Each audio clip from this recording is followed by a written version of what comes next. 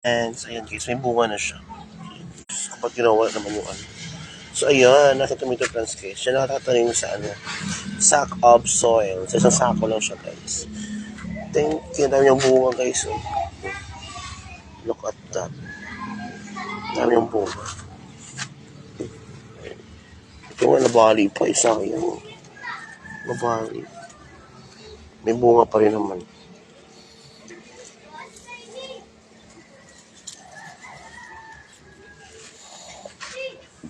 Ang dami yung bunga. Ano pa sa baba meron? Ito yung aking alagbati guys. Tapos, dito sa kabila, may ko itong kamatis. Ayan. Yun yung entrance ko. Then, paris lang. Ito yung kamatis ko. Ayan. May bunga pa rin siya. Ayun yung mansion guys sa kabila. Gawa na. Tapos ganda ko itong guys, tanglad. For the health. Kasi medyo pausakot this afternoon kasi nga kagabi, rumampage ako. Hindi ako, aloe vera for the hair. Charis lang. Ayan. Ayun yung tanglad guys. Pag nahinog yung kamatis, tapos may tanglad naman, bibili na ako ng ibang ingredients para makapagluto ng fresh na gulay. So, yun siya.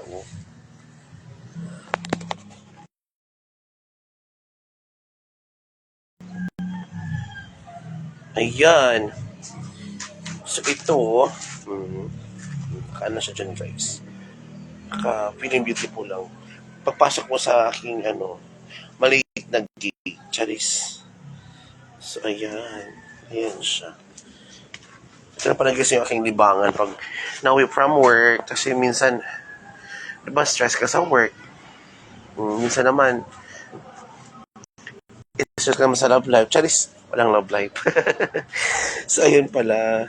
So, ayun na yung ginawa ko. Kamatis, guys. Kasi, I love talaga eating kamatis. So, every time kumain ng kamatis, guys, akin siyang pinupunla dito.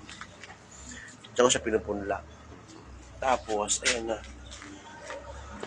Malaki na siya ngayon. At meron na siyang bulaklak. May bunga ng iba. May laking guys, mini garden sa entrance ng aking tinutuluyan. So, ayan. Mayroong flower guys, na puti. Ang cute ng flower niya. Puti yung flower niya guys. Akin lang i-flex. O, diba? Ang puti ng flower niya.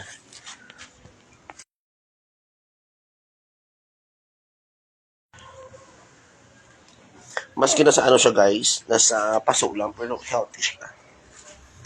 So, kailangan ko lang diligan siya every time. Ayan. So, ating balikan guys yung kabila kasi nakikita nyo talaga, ang daming bunga talaga guys. Yung mga tanim ko nasa paso lang siya.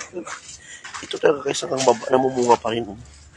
Mga pinaka baba talaga yung guys. Sa mismong siya, sako lang siya talaga nakalagay. Nasa yung bunga guys. Akin lang i-flex bago siya mahinog. O diba? Flex lang. Kasi syempre, din siya, pang-release na rin siya. Kita nyo guys, yung bunga niya talaga super dami. Yung kapit bahay guys, sa mayaman.